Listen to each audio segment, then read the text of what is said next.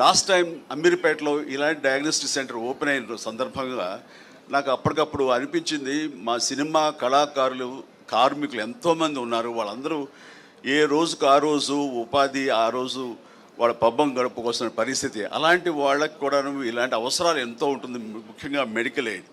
నేను స్టేజ్ మీద ఇలాగే మాట్లాడుతూ అప్పటికప్పుడు సుధాకర్ నువ్వు రమ్మనగానే వచ్చాను, కానీ వచ్చిన పర్పస్ ఏంటంటే నేను అడగాలనుకున్నది, మా సినిమా కార్మికులకు ఏదైనా వెసులుబాటు ఉందా, ఏదైనా సరే ఇంత హై ఎండ్ ఈ మెడికల్ టెస్ట్ సంబంధించిన ఏమైనా సరే మాకు అందుబాటుకు రాగలవా ఇవ్వగలవా అని అడిగాను.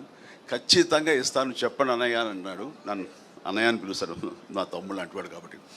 వెంటనే దాదాపుగా తన అన్న మాట ప్రకారం 14,000 మంది సినిమా కార్మికులకు చిరంజీవి చారిటబుల్ ట్రస్ట్ అండ్ యోధా డయాగ్నోస్టిక్ సెంటర్ సంయుక్తంగా కొన్ని కార్డులు ఇవ్వడం జరిగింది.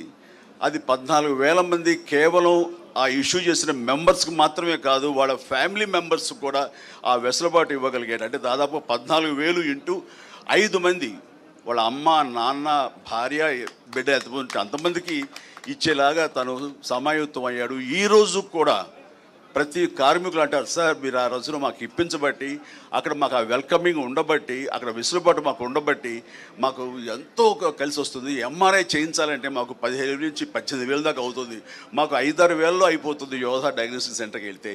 ఇదంతా కలిపి ఆయన సుధాకర్ పెద్ద మనసు, అలాగే నా ప్రయత్నం ఇవన్నీ కూడా దోహదపడ్డాయని వాళ్ళు చాలా సంతోషిస్తున్నారు. దానికి తాము వంతు కృషిగా చేయటం అన్నది, సామాజిక స్పృహ ఉండటం అన్నది నాకు అతని పట్ల అపారమైనటువంటి గౌరవం ఉంది.